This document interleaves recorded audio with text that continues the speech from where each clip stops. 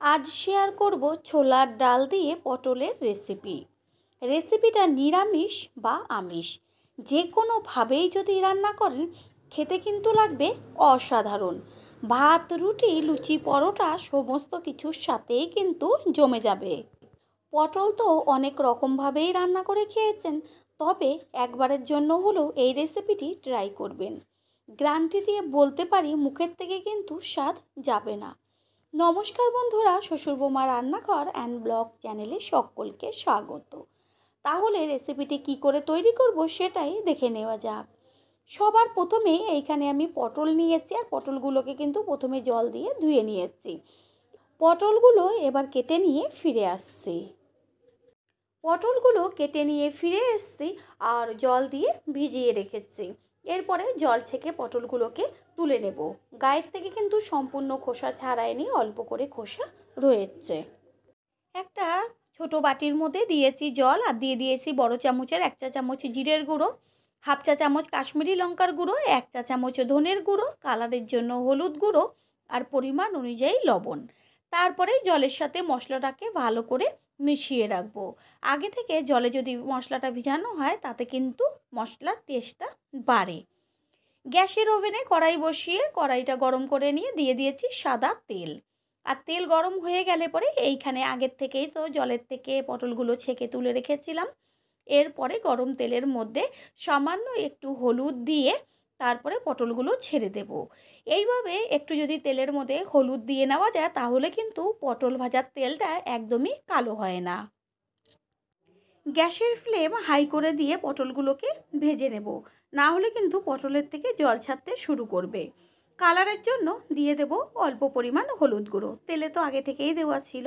তারপরে হলুদের সাথে মিশিয়ে নেব। যে কোনো সবজি খেতে খেতে যখন একটা অরুচি ভাব চলে আসে তখন যদি আমরা সবজিটাকে একটু ভিন্নভাবে রান্না করি তাহলে কিন্তু একঘেয়েমি ভাবটা চলে যায় আর বাড়ির সকলে চেটেপুটে খেয়ে নেয়। পটল যখন হাফ ভাজা হবে তারপরেই কিন্তু ব্যবহার করেছি লবণ। এতে কি হবে, জলটা বেরোবে না। পটল বেশ লাল লাল করে ভাজা হয়ে গেছে, এবার তেল ছেঁকে পটলগুলোকে তুলে নেব। পটল ভেজে নেওয়া হয়ে গেছে আর দেখাই যাচ্ছে তেল কিন্তু একদমই কালো হয়নি, যেমন তেলের কালার সেরকমই রয়েছে। এবার এর মধ্যে দিয়ে দেব ডুমো করে কেটে নেওয়া আলু। আমাদের গৃহিণীদের কিছু টিপস কিন্তু শিখে রাখতে হয়। আলুর মধ্যে দেব কালারের জন্য হলুদ গুঁড়ো আর পরিমাণ অনুযায়ী লবণ। যেহেতু পটল ভাজার সময় লবণ দিয়েছি সেই কারণে কিন্তু তেলে একটা লবণ রয়েছে, অল্প করে লবণটা ব্যবহার করতে হবে। বেশ লাল লাল করে আলুটা ভেজে নেব। আলু ভাজা হতে থাক, অন্যদিকে আমি কিন্তু আগের থেকে ছোলার ডাল ভিজিয়ে রেখেছিলাম জলে। এটা আপনারা চাইলে ওভারনাইটও ভিজিয়ে রাখতে পারেন। এখানে আমি 2 ঘন্টা মতন ছোলার ডালটাকে ভিজিয়ে রেখেছি। আলু লাল লাল করে ভাজা হয়ে গেছে আর ভাজাতেই কিন্তু 60% সিদ্ধ হয়ে গেছে। এবার তেল ছেঁকে আলুটাকে তুলে নেব। আলু ভাজা তুলে নেওয়ার পরে বেঁচে থাকা তেলের মধ্যে সামান্য আর একটু সর্ষের তেল দিয়েছি। আর এইখানে নিয়েছি তেজপাতা, সাদা জিরে, শুকনো লঙ্কা, গোটা গরম মশলা যেমন এলাচ, দারচিনি, লবঙ্গ আর এক টুকরো জয়িত্রী। গ্যাসের ফ্লেম লোতে রেখে এবার সবগুলো একসাথে দিয়ে দেওয়া হলো। ফোড়নটাকে বেশ ভালো করে ভেজে নেব, আর যখন সুন্দর একটা মিষ্টি গন্ধ বেরোবে তখন এর মধ্যে দিয়ে দিচ্ছে গ্রেট করে নেওয়া আদা আর চেরা কাঁচা লঙ্কা। আপনারা যদি আমিষ তৈরি করতে চান তাহলে এইখানে আগে তেলের মধ্যে কুচিয়ে নেওয়া পেঁয়াজ দিতে হবে। আমি যেহেতু রেসিপিটি সম্পূর্ণ নিরামিষ করব। গ্যাসের ফ্লেম লোতে রেখে আদা আর কাঁচা লঙ্কাটা বেশ হালকা লালচে করে ভেজে নেব। তারপরে এর মধ্যে দিয়ে দেব যে গুঁড়ো মশলাগুলো আমি জলে গুলে রেখেছিলাম সেই মশলা। গ্যাসের ফ্লেম এই পর্যায়ে হাই করে দিয়ে তারপরে কিন্তু মশলাটাকে বেশ কষিয়ে নেব। দিয়ে দিচ্ছি কুচিয়ে নেওয়া টমেটো। এইখানে আমি বড় সাইজের একটা টমেটো ব্যবহার করেছি। পুরনো বন্ধুদের সবসময় আমাদের পাশে এইভাবে ভালোবেসে সাপোর্ট করার জন্য অনেক অনেক ভালোবাসা। মশলাটাকে কিন্তু ভালো করে কষিয়ে নিতে হবে। আর আমিষ করলে পরে আদা, রসুন, কাঁচা লঙ্কা একসাথে পেস্ট করে নেবেন। মশলা কষিয়ে নেওয়া হয়ে গেল। মশলার থেকে বেশ একটা তেল ছাড়তে শুরু করেছে আর গন্ধও একটা সুন্দর বেরিয়েছে।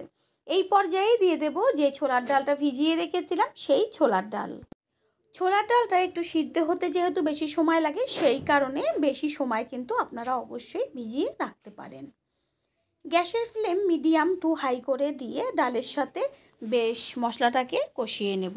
আর সামান্য একটু জল দেব ডালটা সিদ্ধ হওয়ার জন্য। এইভাবে ঢাকনা দিয়ে ঢেকে সব মশলার সাথে ডালটাকে মিশিয়ে নিয়ে তারপরে 10 মিনিট মতন রান্না করে নেব। নতুন বন্ধুদের আমাদের চ্যানেল ভিজিট করার জন্য অনেক অনেক ভালোবাসা।